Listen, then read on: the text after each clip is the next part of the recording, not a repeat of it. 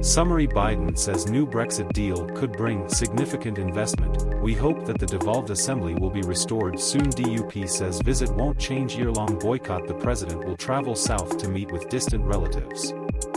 Belfast, April 12, as U.S. President Joe Biden celebrates the 25th anniversary of peace in Belfast, he urged Northern Irish political leaders to re-establish their power-sharing governments, promising that many major U.S. companies are ready to invest in the region. Extremely proud his Irish heritage, Biden spent little over half a day in the UK region where he met with British Prime Minister Rishi Sunak before heading to the Republic of Ireland for 2.5 days talks and meetings with officials and distant relatives. The brief Belfast stop took place against backdrop of latest political stalemate, where power-sharing government, key part of 1998 peace deal, has not met for more than a year over debate over post-Brexit trade arrangements. Speaking at the new Ulster University campus in Belfast, Biden noted how the city has transformed since his first trip there as a young senator. It took many, many years to get here. Today's Belfast is the beating heart of Northern Ireland and is poised to create an unprecedented economic opportunity. The 1998 peace agreement was supported by the US and largely put an end to 30 years of bloodshed between largely Catholic nationalist dissidents and Protestant Unionist supporters of the British administration. But political progress was hampered by a series of debates over how most recent UK's departure from the European Union affected border with EU member Ireland. Biden said power sharing remains critical to Northern Ireland's future and that an effective devolved government will seize even more opportunities in this region. He told an audience that included the leaders of Northern Ireland's 5 main political parties, "I hope Parliament and the executive will be reinstated soon. It's a decision you make, not mine, but I hope it happens."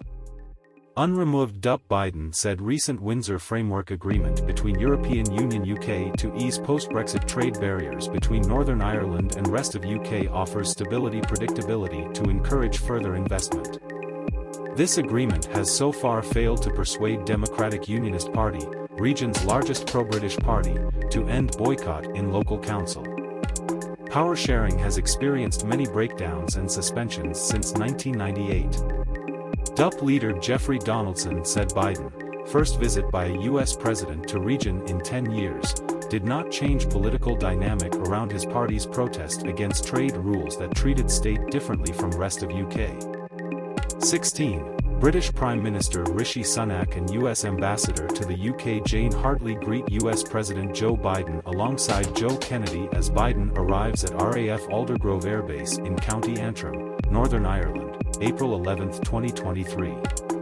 Kevin Lamarque 12345 Donaldson said DUP wants more changes to UKEU deal and will make recommendations to British government in next few weeks. London has already said the deal cannot be renegotiated.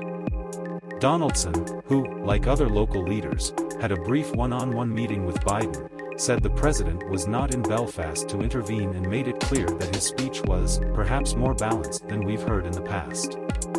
Current and former DUP colleagues have previously described Biden as anti-British and hating the UK, prompting a White House official to say the president's past performance shows he is not anti-British.